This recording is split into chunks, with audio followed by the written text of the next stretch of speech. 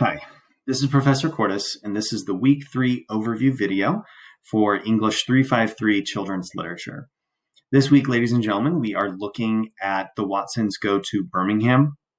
We are primarily looking at that text. However, more importantly, we are looking at the concepts of civil rights, human rights, this idea of cultural representation within children's literature.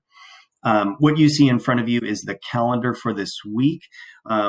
Everything is going to be due by the end. However, you will still need to manage your time because there are items that are multi-layered. Please read the instructions carefully, as some things will give reference to future items, some things that you will do now. And I'll kind of go over that as we review and outline this week. There's two primary readings. The first one by Christopher Curtis is the Watsons Go to Birmingham. That's your primary text. The second one is an article titled Racial Identification and Audience. If you look at this article, Racial Identification and Audience, what you need to understand is that the impact a book has on a child reader. And if the child reader does not see themselves in that book, then there's a disconnect. There's a gap that you and I, as adults, as parents, as teachers, as educators, need to fill. And so this article does a fantastic job of looking at the multi-ethnic, multicultural components of children's literature, primarily looking at the Watsons Go to Birmingham, as well as Roll of Thunder, Hear My Cry. Both of these are actually texts that are used in the classroom today. And so children will be exposed to these. And so it's important for us to be able to understand what they are going through and how they believe they are being represented from that text. So you're going to read through that story. You're going to read through that article. There's lots of different interactive lectures for this week. As you can see, I'm still placing some of them in here. I'm still working on piecing them together. But because we want this not just simply be watch a video, do some work, we want you to interact. So during the lecture video, as well as some of these other ancillary videos that you see here, there's going to be 3 questions I'd like you to answer. And this will be part of our interactive, so I can see how you are processing, see how you are comprehending the material for this week. So when you get to this point, it'll ask you to click and say done or finished. You'll type in your answers into the little space provided. Super simple. I don't think, besides watching the videos, going through those interactive lectures and answering those questions, I don't think it should take you longer than an hour to an hour and a half.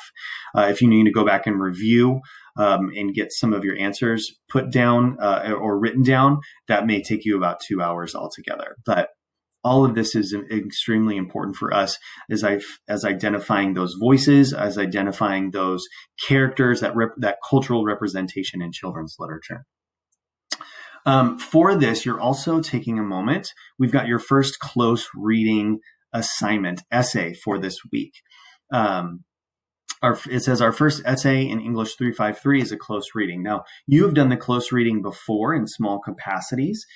Close reading is where you go into a text and you pull out 1 or 2 items that you believe are significant. So if you remember back to our Cinderella assignment, you pulled out magic, the slipper, obedience, family dynamics, overcoming adversity. There's lots of things that you pulled from to analyze how is this used in a text. When you go here, it says you're going to write a 4 to 5 page paper based on one of the stories that we've read thus far. So you're not having to produce anything new. You're going to use the material that you've done before. So whether that be Princess and Curdie, Ella Enchanted, or you want to jump into this week with the Watsons Go to Birmingham, you're more than welcome to. The components, what you want to do is a strong close reading paper will narrow focus on specific claims about the book's meaning and move beyond to the child reader. So remember, what's going on in that story? How does that affect the child? There is a great close reading guide. If you click on this link right here, it's going to take you to just kind of a guide step by step on how to go through this task. Okay. You will get a chance to pick up on theme, character, however you want, or whatever you want to analyze in this. I'm going to have a video that kind of explains this a little bit more, but this is a great resource for you to kind of go through in step. I would strongly suggest, ladies and gentlemen, that for the close reading assignment, you start working and drafting this by day 2.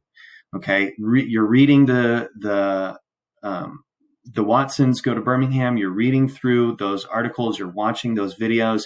However, by day 2, you need to figure out, what am I going to start pulling apart so that you can get this done by day 7.